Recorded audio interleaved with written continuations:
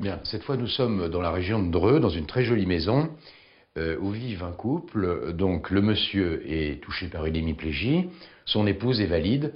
Donc la problématique avait été, il y a quelques mois, le retour à domicile de ce monsieur.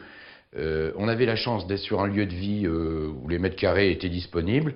Là, par exemple, cette salle de bain a été créée dans une ancienne buanderie et on a pu effectuer une ouverture pour faire une liaison directe entre la chambre et la salle de bain.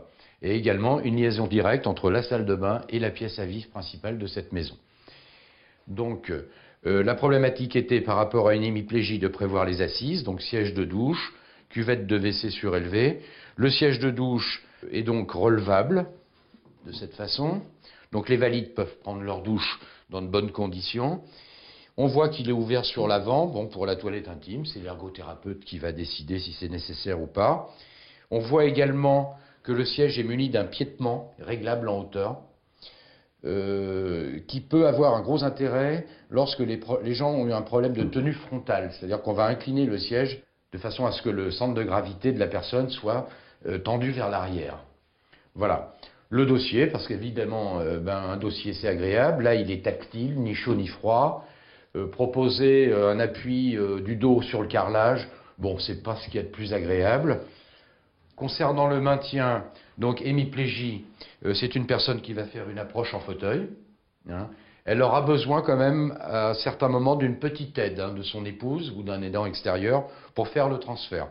Donc le fauteuil va se positionner sur le côté et en fait la personne va pouvoir pivot sur un pied, saisir une barre et participer à l'effort de l'assise, plus un aidant. Voilà, donc ça va se passer un peu comme ça. L'assise sera sans doute un petit peu brutale, donc le dossier important, et les maintiens. Voilà. Donc les deux maintiens, alors on pourrait considérer que pour certains, se relever, ça serait ce geste-là. Pour d'autres, peut-être celui-là, celui-là. C'est de multiples possibilités. Mais en hémiplégie, on traite gauche et on traite droite, parce que on approche d'un côté, on ressort de l'autre. Donc les deux barres relevables sont nécessaires.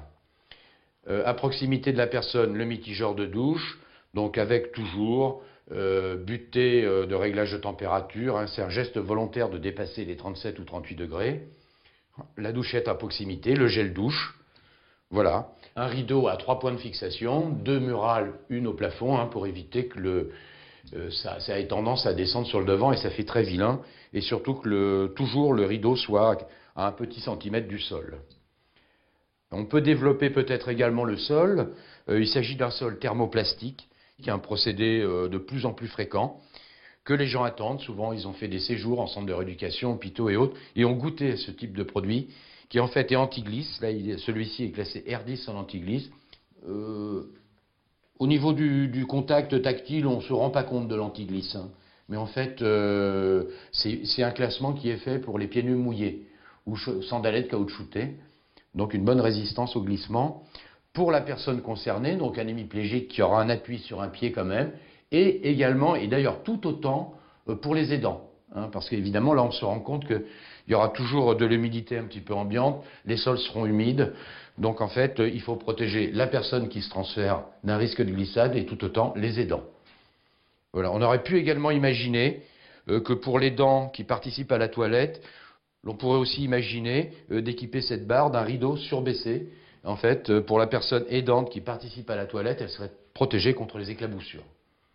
Donc toujours penser aux conditions de travail des gens qui aident et participent à la toilette.